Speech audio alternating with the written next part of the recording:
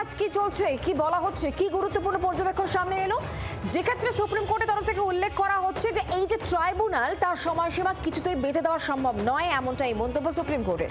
পশ্চিমবঙ্গে এসআইআর মামলায় প্রধান বিচারপতি পর্যবেক্ষণে যে দেশে জন্ম সেখানে ভোটাধিকার শুধুমাত্র কিন্তু সাংবিধানিক একটা বিষয় নয়, এটা একটা আবেগেরও বিষয়।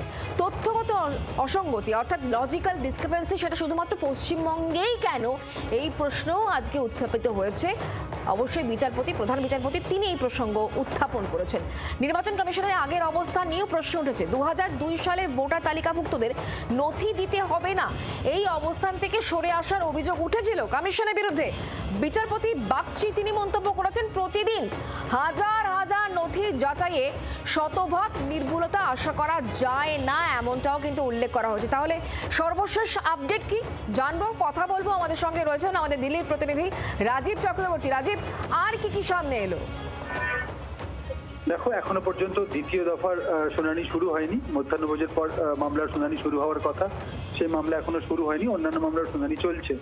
তবে তোমাকে জানিয়ে রাখি যে আজকে গুরুত্বপূর্ণ যে বিষয়টি নিয়ে আদালতের দৃষ্টি আকর্ষণ করা হবে তা হলো যাদের ট্রাইব্যুনাল বৈধ ভোটার বলে ঘোষণা করবে তারা এবারে ভোট দিতে পারবেন কিনা। সে ব্যাপারে সুপ্রিম কোর্ট একটি ইঙ্গিত দিয়েছে যে স্থায়ীভাবে তারা ভোট দিতে পারবেন, স্থায়ী সমাধান করা হয়েছে, কিন্তু এবারে তারা ভোট দিতে পারবেন কিনা তা নিশ্চিত নয়। তার কারণ ট্রাইব্যুনালকে একটা সময় বেঁধে দেওয়ার আবেদন জানানো হয়েছিল। সেই আবেদনে সুপ্রিম কোর্ট জানিয়েছে এমন কোনো নির্দেশ ট্রাইব্যুনালকে দেওয়া সম্ভব নয় বা সময় বেঁধে দেওয়া সম্ভব নয়। তো আদালত আজকে নির্বাচন কমিশনকে বলেছে যে কোনো একটি দেশের নাগরিকের, কোনো একটি এলাকার, কোনো একটি জেলার, কোনো একটি রাজ্যের মানুষের ভোটাধিকার শুধুমাত্র সাংবিধানিক অধিকার নয়, তার আবেগের সঙ্গে জড়িত, যা এই মামলার ক্ষেত্রে পর্যবেক্ষণ হিসেবে অত্যন্ত গুরুত্বপূর্ণ। পাশাপাশি আদালত জানিয়েছে যে এর আগে নির্বাচন কমিশন, তাহলে একটা বিষয় একটুখানি জানার চেষ্টা করব। একদিকে এটা বলা হচ্ছে এটা একটা আবেগের বিষয়, শুধুমাত্র সাংবিধানিক অধিকার নয়, অন্যদিকে জুডিশিয়াল অফিসাররা যে কাজকর্ম করছেন তাতে একেবারে 100% ঠিক হবে এটাও সম্ভব না, এটাও তারা মেনে নিচ্ছেন। একেবারেই দেখো, যদি দেখা যায় শুনানির প্রথম থেকেই এই মামলায় সুপ্রিম কোর্ট একটি বিষয় স্পষ্ট করে দিয়েছে, জুডিশিয়াল অফিসার বা ট্রাইব্যুনাল তাদের নিয়ে কোনো প্রশ্ন করা যাবে না। আমরা দেখেছি মালদার ঘটনা নিয়ে সুপ্রিম কোর্ট যেভাবে সুমোটো বিষয়টিকে গ্রহণ করে যে পদক্ষেপ করেছে, এনআইএ কে তদন্তভার দেওয়া হয়েছে। এই এনআইএ আজকে তাদের রিপোর্ট পেশ করবে এবং কলকাতা হাইকোর্টের প্রধান বিচারপতি তিনিও একটি রিপোর্ট পাঠিয়েছেন সুপ্রিম কোর্টে। অতএব আজকের শুনানিতে এই বিষয়গুলি অত্যন্ত গুরুত্বপূর্ণভাবে বিচার করবেন প্রধান বিচারপতির বেঞ্চ এবং তারপরেই সিদ্ধান্ত আসবে।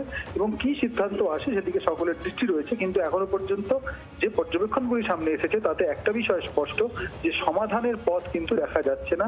ভোটাররা ভোট দিতে পারবেন কিনা, বৈধ ভোটাররা যারা ট্রাইব্যুনাল থেকে আবেদন করার পর বেরোবে তারা এবারে ভোট দিতে পারবেন কিনা তা এখনো স্পষ্ট কিন্তু হয়ে ওঠেনি। শুনানির পর বিষয়টি স্পষ্ট হবে। নজর থাকবে আমাদের সেদিকে, তুমিও নজর রাখো। অনেক ধন্যবাদ রাজীব।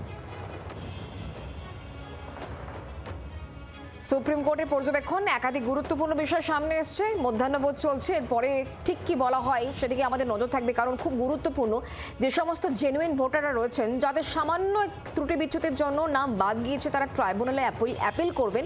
কিন্তু ট্রাইব্যুনালে অ্যাপিল করতে করতে ভোট চলে আসছে, ইতিমধ্যে ভোটার তালিকা ফ্রিজ হয়ে গিয়েছে 6 তারিখ এবং 9 তারিখ। প্রথম দফার ভোট 23 তারিখ, দ্বিতীয় দফার ভোট 29 তারিখ। তাহলে সেই সমস্ত জেনুইন ভোটাররা কি করবেন?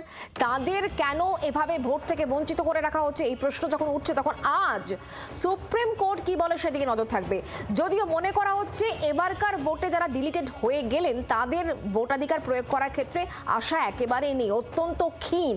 তবে সুপ্রিম কোর্টে আজকে ঠিক কি পর্যবেক্ষণ থাকে সেদিকে অবশ্যই নজর থাকবে। যদিও সুপ্রিম কোর্ট আজকে একাধিক গুরুত্বপূর্ণ বিষয় উত্থাপন করেছে, যেমন এটা বলা হয়েছে এটা শুধুমাত্র সাংবিধানিক অধিকার নয়, এটা একটা কিন্তু অবশ্যই আবেগের বিষয়ও। আর একই সঙ্গে বলা হয়েছে নথি যাচাই করা হচ্ছে, প্রত্যেক দিন শত শত যাচাই করা হচ্ছে নথি, সেক্ষেত্রে 100% ঠিক হবে এমনটা নয়। আমরা কথা বলবো এই মুহূর্তে জয়প্রকাশ মজুমদার আমাদের সঙ্গে রয়েছেন, তৃণমূল নেতা, টেলিফোন লাইনে। জয়প্রকাশ দা, আজকে সুপ্রিম কোর্টে এসআইআর মামলার যে শুনানি চলছে সেক্ষেত্রে ডিলিটেড ভোটারদের নিয়ে কি করা হবে তা নিয়ে গুরুত্বপূর্ণ পর্যবেক্ষণ আজকে সামনে আসবে। ইতিমধ্যে একাধিক আপডেট আমরা পাচ্ছি, যেমন জুডিশিয়াল অফিসারদের কাজকর্ম নিয়ে কোনো প্রশ্ন তোলা যাবে না, এটা যেমন বলে দেওয়া হয়েছে, এবং এর জন্য নির্ধারিত মানে ট্রাইব্যুনালের জন্য নির্দিষ্ট সময়সীমা বেঁধে দেওয়া এটাও কার্যত সম্ভব নয়, এটা বলা হয়েছে। এবং ভোট দান মানে ভোট দেবেন একজন ভোটার, সেটা শুধুমাত্র তার সাংবিধানিক অধিকার নয়, এর সঙ্গে আবেগও জড়িত, এটাই বলা হচ্ছে। কি বলবেন আপনি? সুপ্রিম কোর্টে নির্দিষ্ট করে কি করবে, পুরো ঝামেলার তো পাঠিয়েছে ইলেকশন কমিশন, জ্ঞানেশ কুমার। গণেশ কুমারকে সরিয়ে দেওয়ার আদেশ করুন, যার জন্য ঘটনা, তাহলে না থাকবে বাঁশ, না বাজবে বাঁশি। ঘটনাটা হচ্ছে তো এইটাই। সুপ্রিম কোর্ট বলছেন, একদিকে বলছেন যে ট্রাইব্যুনালে সময় বেঁধে দেওয়া সম্ভব নয়, জুডিশিয়াল অফিসারদের প্রশ্ন করা যাবে না, আবার মানুষের ভোটাধিকারও কারা যাবে না। তাহলে কি হবে? সলিউশনটা কি? সেটা তো সুপ্রিম কোর্টকেই বলে দিতে হবে। সুপ্রিম কোর্ট তো এটা তো বেশ কিছুদিন হলো শুনছে, নতুন তো কিছু নয়। সুপ্রিম কোর্টকে যদি প্রথম দিনই সেই ব্যবস্থা নিতেন, আপনারা যে তাহলে বিষয় নিয়ে আজকে এতদিন এখানে প্রশ্ন পৌঁছাতো না। করছিলেন পশ্চিমবঙ্গের ক্ষেত্রে কেন লজিক্যাল ডিসক্রিপেন্সি, এই বিষয় নিয়েও আজকে সুপ্রিম কোর্ট বলেছে কেন শুধুমাত্র পশ্চিমবঙ্গের ক্ষেত্রে। ইলেকশন কমিশন দেয়নি, এটা তো গণেশ কুমারকে ধরতে হবে, আর উত্তর না দিতে বলে তাকে তাড়িয়ে দেওয়া উচিত। গণেশ কুমারকে সরিয়ে দেওয়া এই এক্ষুনি দরকার, কারণ তিনি কাজ করছেন অমিত শাহর কথায়, তার কোনো, তিনি একজন অপদার্থ অফিসার, তাকে তার সরানো এক্ষুনি দরকার। সুপ্রিম কোর্ট যদি মনে করে তাহলে একটা ব্যবস্থা করতে পারে, এবং সুপ্রিম কোর্টকেই করতে পারবে। কোনো একজনও মানুষ তাদের ভোটাধিকার যেন না হারায়, এটা দেখার দায়িত্ব, সংবিধানের অধিকার না হারায় সেটা দেখার দায়িত্ব সুপ্রিম কোর্টের। ধন্যবাদ জয়প্রকাশ দা আমাদের সঙ্গে টেলিফোন লাইনে থাকার জন্য।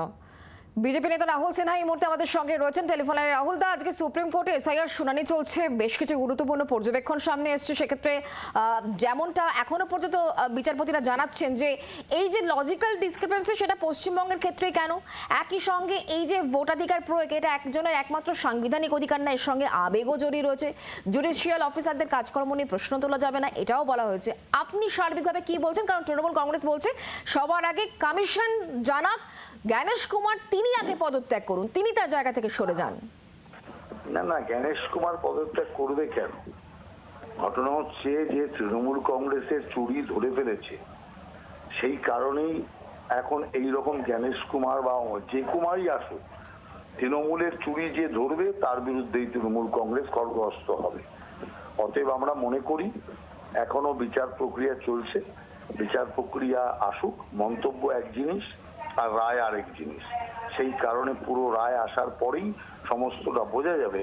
যারা জুডিশিয়াল ম্যাজিস্ট্রেটদের ওপর পর্যন্ত হামলা করে তারা আবার বড় বড় কথা বলে কোন মুখে? অতএব বিচার ব্যবস্থার বিরুদ্ধে যদি কেউ খড়গহস্ত হয়ে থাকে তার নাম তৃণমূল কংগ্রেস। অতএব দেশের গণতন্ত্র ধ্বংসকারী যদি কোনো শক্তি হয়ে থাকে তার নাম তৃণমূল কংগ্রেস। অতএব সেই কারণের জন্য তৃণমূল কংগ্রেস যতই চিৎকার করুক, ভোটার তালিকা সংশোধনের কাজ যেটা ইলেকশন কমিশন করেছে তা অভূতপূর্ব। ধন্যবাদ আমাদের সঙ্গে টেলিফোন লাইনে থাকার জন্য। বিজেপি নেতা রাহুল সিনহা আমার সঙ্গে ছিলেন টেলিফোন লাইনে। বাংলার আওয়াজ, বাঙালির আবেগ, জি 24 ঘন্টা।